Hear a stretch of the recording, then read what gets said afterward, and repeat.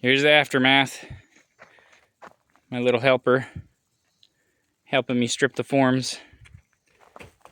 But they didn't turn out terrible. You can see the sides are definitely not cured yet. I really wish I had time to edge it better than this. But it was just getting too hot and too late, and I had to go to work. That's going to be under the floor. Nobody's ever going to see that. Not too thrilled about that little channel right there. I know how to avoid that in the future, but at least I know that's grade height. They were kind of humped up a little bit over the forms, but like that one's not quite as bad.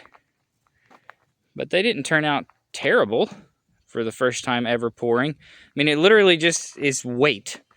The size prevents overturning, and the weight prevents the uplift. So that's literally all it is. And there's going to be, you know, dirt filling in here, and then we're going to put a porch over here, and then I'm going to backfill over there, so nobody's ever going to see it. That one turned out really good. This one, where the form blew out, is an issue, because as you can see, I just, in the moment, didn't even think, oh, that concrete pile is going to harden around the forum. So I'm gonna have to get a sledgehammer and bust that guy out of there. That's the only way to get it out. I'm happy with how it turned out, splitting the forms like this for the rebar. That worked okay.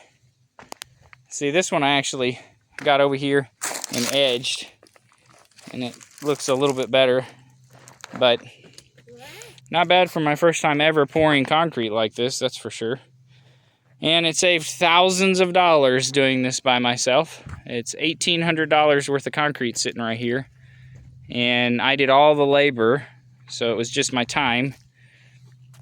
I guess little guy's time also. Say hi, Phoenix. Can I go down? Say hi.